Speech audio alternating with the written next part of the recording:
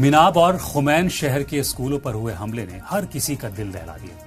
मिनाब के अल-ज़हरा primary school पर हमले में 166 मासूम बच्चियों समेत कुल 187 लोग मारे गए थे और खुमैन के शाहिद बाहोनर स्कूल में 25 बच्चों की शहादत हुई। तेहरान यूनिवर्सिटी पर हुए हमले ने ईरान के सबसे बड़े पुराने तालीमी मरकज को हिलाकर रख दिया है।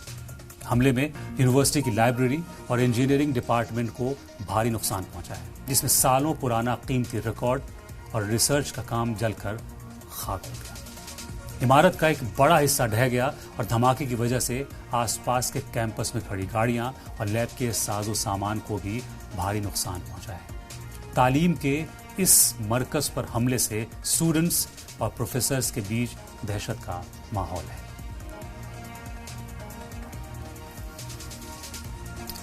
ईरान के पीने के पानी के सबसे अहम अब्बासपुर डिसैलिनेशन प्लांट पर भी हमला किया गया है। ये प्लांट गल्फ के खारे पानी को साफ करके लाखों लोगों की प्यास बुझाता था, लेकिन अब इस हमले के बाद इसकी मशीनरी और प्यूरिफिकेशन यूनिट पूरी तरह तबाह हो गई है।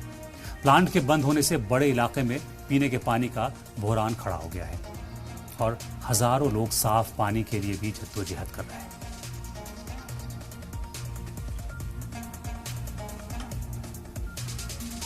ऑयल रिफाइनरी सेक्टर में अबादान और बंदर अब्बास की अहम रिफाइनरीज को निशाना बनाया गया है।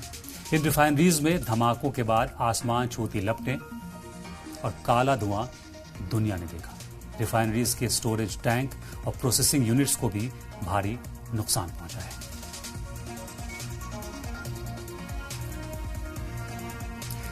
ये ईरान के अवाम के नुकसानात हमने इसलिए गिनाए क्योंकि ईरानियों से मोहब्बत का जो ढोंग रचा जाता था उसकी पोल खुल गई। याद है आपको ट्रंप ईरानी प्रोटेस्टर से क्या कहते थे? प्रोटेस्ट जारी रखो, मदद रास्ते में। नेतन्याहू कहते थे कि ईरान के लोग अच्छे हैं, सरकार गुनहगार है। ये अच्छे लोगों को तबाही का ये तोहफा दिया है और ये वो मदद थी जो रास्ते में थी।